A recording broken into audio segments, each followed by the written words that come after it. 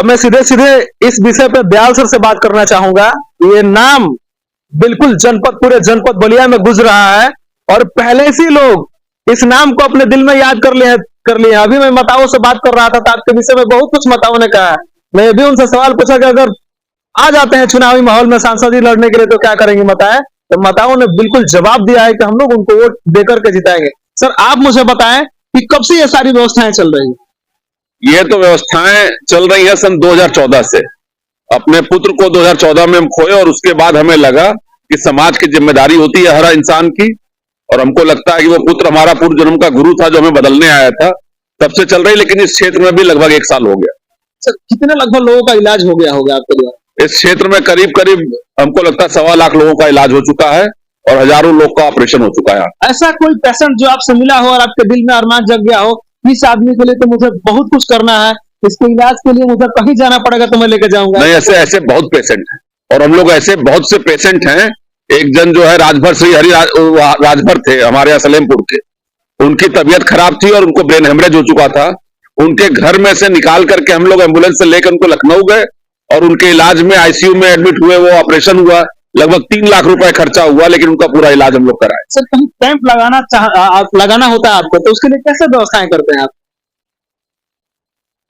बड़ी व्यवस्था चाहिए विद्यालय का, इसलिए ढूंढते हैं कि वहां पर महिला डॉक्टर होती हैं तो उनके लिए शौचालय अच्छे से हो, अलग अलग कमरे हो, हर डिपार्टमेंट का जांच के लिए, ब्लड जांच के लिए कमरा हो, ईसीजी के लिए, पीएफटी के लिए, सब चीजें कमरे चाहिए, तो इसलिए बड़ा कैंपस ढूंढते हैं। आपके फाउंडेशन में ये पूरी टीम डॉक्टरों की कहां से आती है?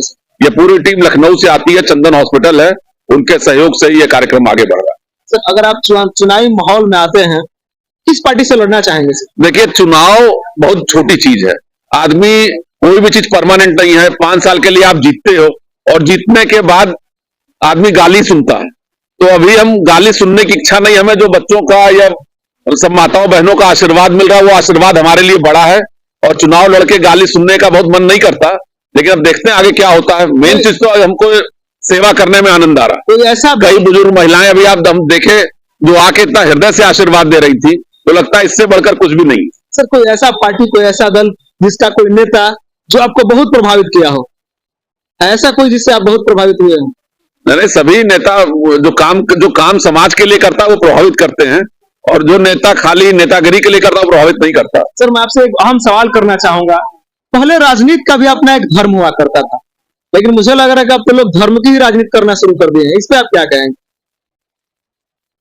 नहीं, देखिए, कहना नहीं चाहिए, लेकिन कोई भी धर्म के लिए राजनीति करे, कुछ करे, ये उचित नहीं है। और राम का जो है नाम लेकर के, राम तो है ही है, और राम का जो किया जा रहा है वो भी एक स्थापित होना चाहिए राम का मंदिर। लेकिन हमें लगता है कि मेरे राम जो है इन सबों में है, क्योंकि इसकी प्राण प्रतिष्ठा प्रभु राम ने डायरेक्ट की। और जो प्रतिष्ठा मंदिर में हो रही है उसका तो कोई पुजारी करेगा, कोई नेता करेगा, लेकिन इंसान के अंदर जो आत्मा है उसकी प्राण प्रतिष्ठा तो भगवान करके भेजे हैं, तो सबसे पहले उनकी सेवा हमारा अभी उसी का मकसद है। जब राम आ रहे हैं या बीजेपी?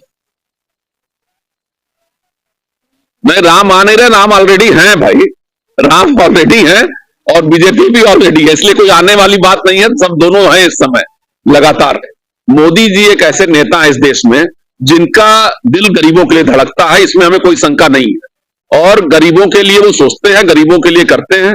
साथ साथ में अगर भगवान राम के लिए, अपनी संस्कृति के लिए, सभ्यता के लिए कर रहे हैं तो हम सबको प्राउड होना चाहिए। राम के नाम पर कोई प्रश्न नहीं होना चाहिए। अब अभी से लोग आपको जानने लगे हैं। अगर आप चुनाव जीत जाते हैं सांसदीय का, सबसे पहला काम क्या पसंद करेंगे करना?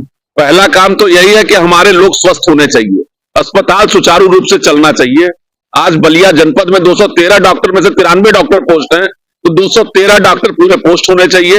हमारी जो गरीब लोग हैं उनका इलाज सही से होना चाहिए, शिक्षा अच्छी होनी चाहिए, जो गांव से पलायन हो रहा है वो पलायन ना हो, तो ये सब ध्यान देना चाहिए कि रोजगार मिलेगा। घर पर हॉस्पिटल बन के बहुत तैयार रहते हैं सर, लेकिन वहां डॉक्टर ही नहीं रहते हैं, कमी किसकी है?